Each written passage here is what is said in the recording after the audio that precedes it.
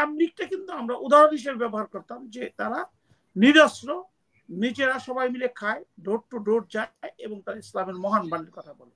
আজকে 7 গ্রুপ আর জুবাইর গ্রুপের ঝগড়া, এটা কিন্তু রাষ্ট্রের ব্যর্থতা না, আমাদের নৈতিকতার ব্যর্থতা। মুসলমানরা মসজিদে যে ঝগড়া করি, আমরা যদি তাবলিগের মাঠটাকে দখল করার জন্য ঝগড়া করি, আপনি রাষ্ট্র এখানে কি করবেন? যে রাষ্ট্র বলবেন সে পুলিশ এখনো তাদের কনফিডেন্স নাই, তাদের কনফিডেন্স উন্নয়ন করার জন্য কোনো কিছুই করা হয় না। ধন্যবাদ। প্রথম কথা হচ্ছে এখানে সরকারের ব্যর্থতার কথা আমি বলবো না, সেটা হচ্ছে আমার নৈতিকতা, আমার বিহেভিয়ার, আমার মনের ইন্টেনশন, এগুলো যদি খারাপ থাকে সরকার আমাকে কিভাবে কন্ট্রোল করবে? সরকারের কাছে তো আমার থার্মোমিটার নাই যে আমি এইভাবে চলবো, এইখানে চলবো, এইখানে যে আমি ইউটার্ন করবো যদি রাস্তা না থাকে।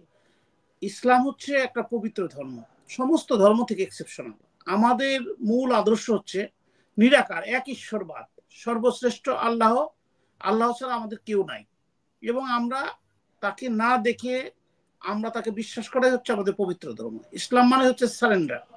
এখন তাবলিগ জামাত সম্পর্কে যে বিষয়টা হয়েছে সেটা হচ্ছে যে আমরা অহংকারের সাথে বলতাম যে তাবলিগ জামাত যারা করেন তারা আল্লাহর নামে বের হন, আল্লাহর এই এক ঈশ্বরবাদ, মানে আল্লাহ এক এবং অদ্বিতীয় এবং নিরাকার, এইটাকে মানুষের কাছে ইসলামের এই মহান আদর্শটাকে প্রচার করাটাই হচ্ছে তাদের কাজ। এবং তারা ডোর টু ডোর যায়, কেউ 7 দিন, কেউ 15 দিন, কেউ 3 মাস বিভিন্নভাবে প্রচার করে, এবং প্রতি বৃহস্পতিবারে তারা বিভিন্ন মিটিং করে।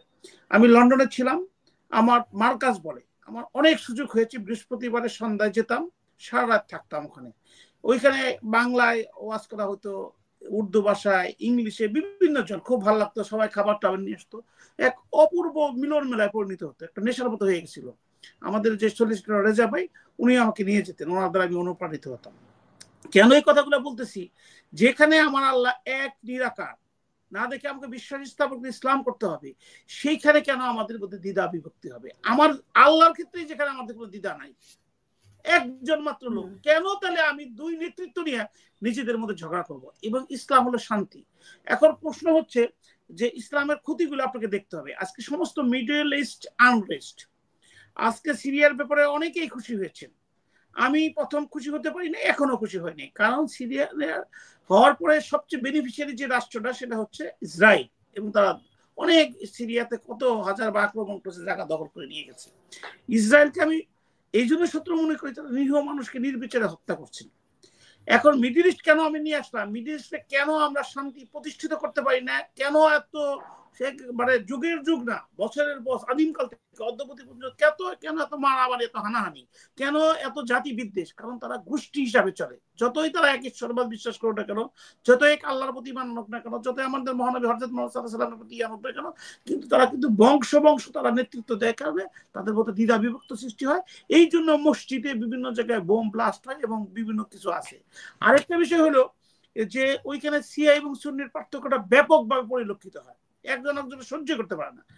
আমরা কিন্তু বাংলাদেশের মুসলমান, আমাদের সবচেয়ে সৌভাগ্য, আল্লাহর কাছে সবচেয়ে বেশি শুকরিয়া আদায় করি, আমরা একটা ল্যাঙ্গুয়েজ, ম্যাক্সিমাম একটা ধর্মে বিশ্বাসী, আমাদের মধ্যে কোনো দ্বিধা বিভক্ত নাই, এবং তাবলিগটা সেটার একটা প্রতিকৃত। এবং আরেকটা জিনিস হলো যে এই যে আপনি জেএমবি বলেন, আল কায়দা বলেন, ইসলাম আপনি ওই দেশে আছেন ইউকে, আমরা মুসলমান নাম শুনলে আমাদেরকে কি মনে করে যে আমরা টেরোরিস্ট। কিন্তু এই তাবলিগটা কিন্তু আমরা উদাহরণ হিসেবে ব্যবহার করতাম যে তারা নিরস্ত্র, নিজেরা সবাই মিলে খায়, ডোর টু ডোর যায় এবং তারা ইসলামের মহান বাণীর কথা বলে। আজকে 7 গ্রুপ আর জুবাইর গ্রুপের ঝগড়া, এটা কিন্তু রাষ্ট্রের ব্যর্থতা না, আমাদের নৈতিকতার ব্যর্থতা। এখন আমরা যদি মুসলমানরা মসজিদে যে ঝগড়া করি, আমরা যদি তাবলিগের মাঠটাকে দখল করার জন্য ঝগড়া করি, আপনি রাষ্ট্র এখানে কি করবেন? যে রাষ্ট্র বলবেন সে পুলিশ এখনো তাদের কনফিডেন্স নাই, তাদের কনফিডেন্স উন্নয়ন করার জন্য কোনো কিছুই করা হয় নাই। পুলিশকে মানে আপনার এখন মানে বলতে লজ্জা লাগে, তাদের কোনো জায়গায় রাখা হয় নাই। পুলিশদের আজকে বিভিন্ন জায়গায় ট্রান্সফার করেছে, দায়িত্ব দেওয়া হচ্ছে, তাদের থাকার জায়গা পর্যন্ত নাই। তারা যে একটা ভালো জায়গায় থাকবে এবং তাদের ডিউটি কত আওয়ার হবে, তাহলে আপনাকে নিরাপত্তার দায়িত্ব তো পুলিশ, সে পুলিশে দেখান নাই, যে কারণে একটা অস্থিতিশীল অবস্থা। সেই অবস্থায় আমি সোলাইমান সাহেবের সাথে একমত হতে পারি যে রাষ্ট্রকে এখানে আরো কেয়ারফুল হওয়া দরকার ছিল। কিন্তু রাষ্ট্র কেয়ারফুল হবে কিভাবে? কারণ এই যে ধর্মীয় সেন্টিমেন্ট, এখানে রাষ্ট্র খুব একটা বেশি কিছু বলতে পারে না। কারণ যদি একজন হুজুর, একজন মুরব্বীকে একটা কথা ইনসিস্ট করা হয়, তাকে চাপ দেওয়া হয়, তারা ধর্মীয় সেন্টিমেন্টের দিকে নিয়ে যায়। এই জন্য আমি এটাকে পরিপূর্ণভাবে রাষ্ট্রীয় ব্যর্থতা বলবো না, কিন্তু আমাদের নৈতিকতার ব্যর্থতা। যে পবিত্র নাম আল্লাহর নামে যেখানে আমরা বের হই, হযরত মুহাম্মদ সাল্লাল্লাহু আলাইহি ওয়াসাল্লামের শান্তির বাণী যেখানে প্রচার করতে যাবো, সেখানে কেন আমাদের মৃত্যু হবে? সেখানে কত আমার মার বুক কেন খালি হবে? সেখানে কিন্তু একটা হাজবেন্ড কেন তার স্বামীকে হারাবে? সেখানে কিন্তু সন্তানরা কেন তার পিতাকে পাবে না, যেখানে শান্তির বাণী প্রচার করা হচ্ছে? অতএব এখানে সুলাইমান সাহেবের সাথে একমত হয়ে বলবো, রাষ্ট্রকে আমরা দেখতে চাই যে রাষ্ট্র একটা কঠিন অবস্থার এই দুষ্কৃতকারী যারা হত্যা করেছে তাদের দৃষ্টান্তমূলক একটা শাস্তি দিক।